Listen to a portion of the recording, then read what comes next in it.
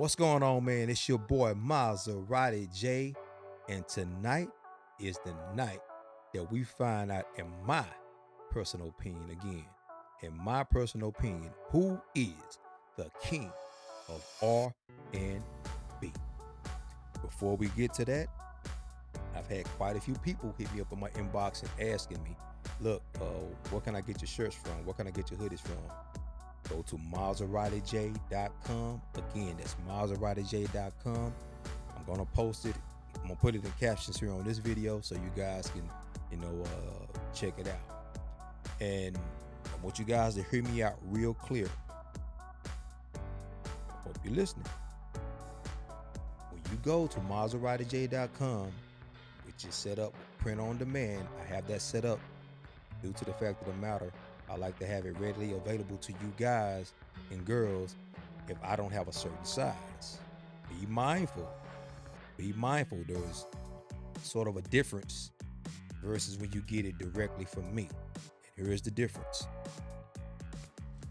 When you get it from me, you get my bag, you get your shirt package like this in my actual company's bag with the logo on the front. You also get the tag with my logo on your shirt, and then you get the signature wool tag. That's what you get when you actually get it from me. Now, I'm telling you this for a reason. Don't get on MaseratiJ.com, which is my company, which set up on print on demand, and thinking you're going to get all that in which you've seen or on the shirts that I have on print on demand. There's only so much they'll let you customize, and packaging is not one of them. But communicate that to me before you actually make any type of purchases. Please go to MaseratiJ.com. It should direct you to me. Hit me up on the inbox. We can converse there. But if you're thinking that you're going to get what you see on the shirts that I advertise, that I put once I make them and I put them on, I mean, the images, yeah, you're going to get, but I'm talking about the extra little things I just said, the tag, the packaging, and the wool signature. You're not going to get that. It doesn't come with print on demand because, again, it's only so much they only let you customize. So communicate that to me, and we'll set something up. Now, back to the subject. Before we actually get to who is the king of R&B, I want to make one huge notable mention. This person, is, when it comes to sheer star power, performance, just artistry, there will, maybe not in our lifetime, be another individual like him. And that is Michael Jackson. In my personal opinion, Michael Jackson is the GOAT. A lot of people have a strong second-rate emotion with Prince. Okay. But in my personal opinion, this is my little show, Michael Jackson is the GOAT. But as it pertains to king of R&B, he is not the king of R&B. He is widely known to be the king of pop. So for this title, the king of R&B, I didn't want to go 6 or 7 people. I just think that would just with 6 or 7 people to take entirely too long, because we have some amazing R&B artists of our time, and of past time. And for this title, king of R&B, you would have them been able to write it, produce it, sing it, and write and produce for individuals or groups stellar. So number 3, he hails from Harlem, New York. Teddy Riley. Teddy Riley is responsible for the New Jack Swing feel and style in the late 80s. He was also responsible for bringing together the groups Guy and Blackstreet. Guy had hits like I Like, Piece of My Love, Let's Chill, and that's just to name a few of them. He had a couple of more hits with Guy. Then he would actually come back in the mid 90s and create Blackstreet and drop more hits like Buy Me Love, Joy, Before I Let You Go. And outside of basically his two groups, Guy and Blackstreet, I mean, Teddy Riley was a monster, man. You guys don't realize, how blessed we were to have this type of talent.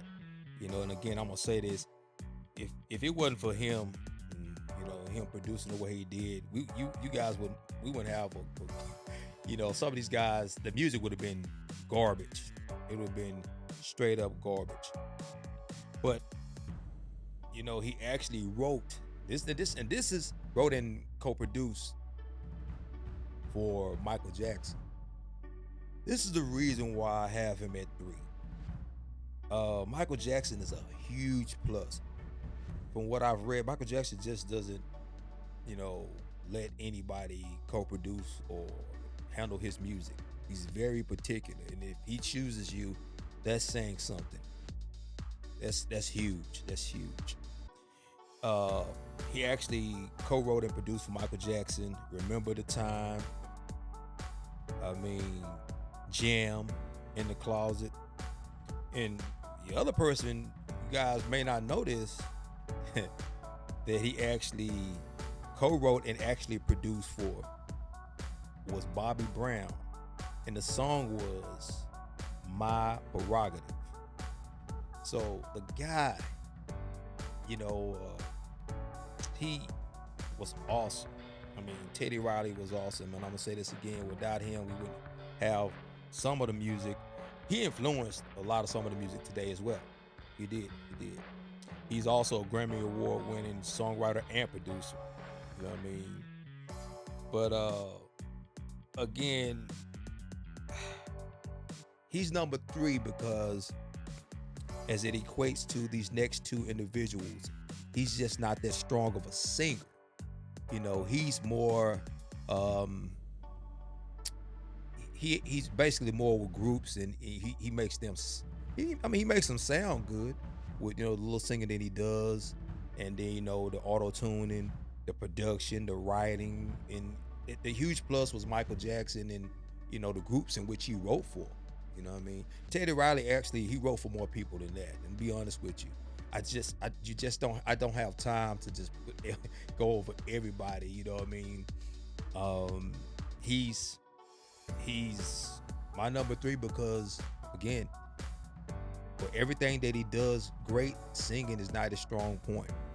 And I know I said you have to be able to sing it well as well, but the Michael Jackson part, I can't look over that. The guy, and the people the genius that led him to Guy and Blackstreet, and the way that he wrote those songs. The guy was incredible. You think about the songs in which he wrote and the beats. So number 2, he hails from Indianapolis, Indiana. And if you know him, he do not need any introduction. For those who don't, Kenneth Babyface Edmonds.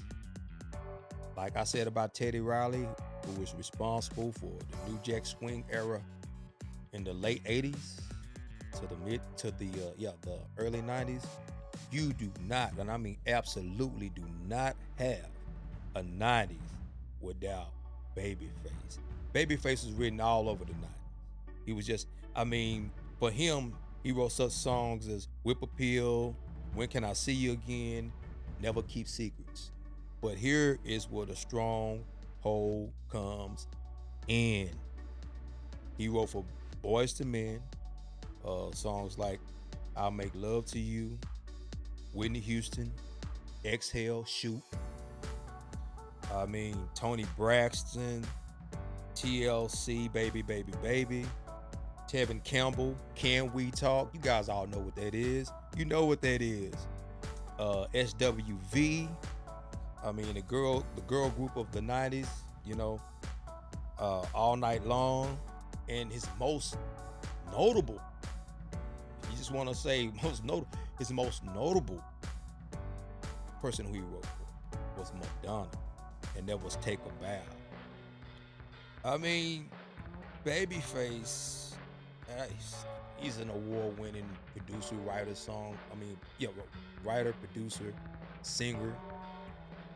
I mean, he's all of that. And you just don't have the '90s if you don't have Babyface. He has single-handedly, basically, wrote the '90s. He's one of the main reasons why we enjoyed the '90s music. We saw the R&B music from the '90s. Babyface was all over it. Think about who I just said. Boyz II Men. We love Boyz II Men. Everybody that's an R&B that loves R&B, especially the '90s, you can't have Boyz II Men, SWV, TLC. I mean, Tony Braxton. I mean, Tevin Campbell was all in there, but they all, got their writings and production from Babyface Edmonds. And Babyface is not the king of R&B to me. He's super close. He's super close.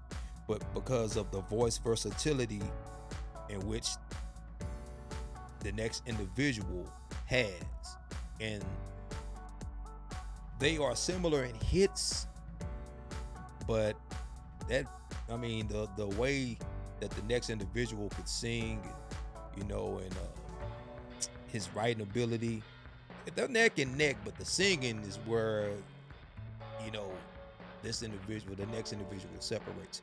But let's be clear. Babyface was a bad man. He was a bad man. But he's not the king of R&B. Now, number one.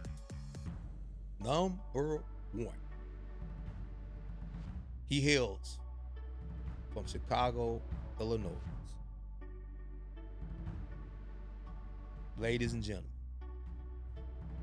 the king of R&B,